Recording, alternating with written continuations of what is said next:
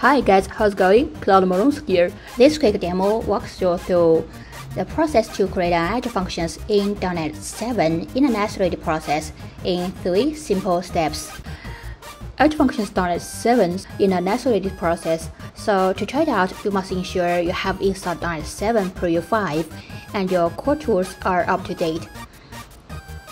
To initiate your project structure using func-init command, it will scaffold the functions project for you.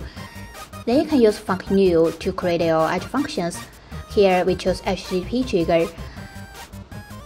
Now we can take a look at the functions code.